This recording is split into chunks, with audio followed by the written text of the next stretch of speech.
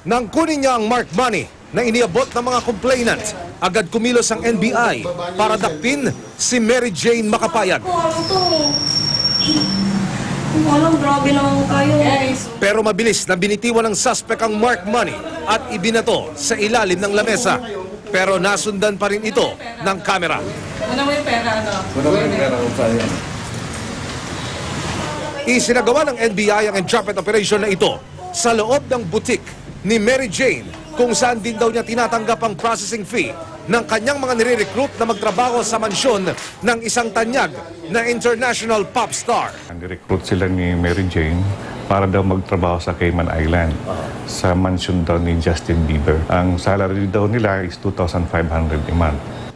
Isa sa mga nagkandara pa na mag-apply ang 21 anyos na si Janine, lalo't nang malamang magiging amo niya ang idolo niyang si Justin Bieber. Tumigil po ako ng 1 taon sa pag-aaral.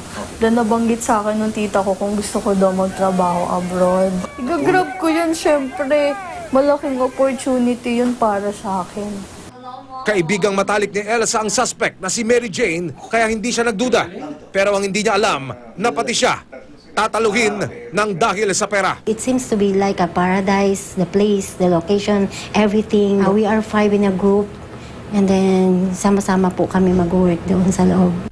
Kulang 100,000 piso ang natangay ng suspect kada complainant. Ayon sa POEA certification, hindi otorisadong mag-recruit ng mga manggagawa si Mary Jane. Sorry sa kanya lahat. Ano po? Sorry po. Piling po akong ayusin kung ano po yung nagawa ko.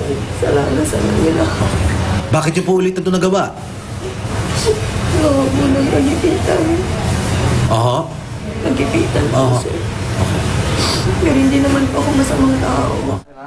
Naniniwala ang NBI, posibleng marami pang mga naging biktima si Mary Jane na ngayon kinasuhan ng large-scale staffa. Base sa records ng NBI, meron na siyang kasong illegal recruitment din at saka estafa doon sa Manila. Para hindi sila maging biktima ng illegal recruitment, pumunta lang sila sa POA kasi meron naman listahan sila ng mga accredited na agency.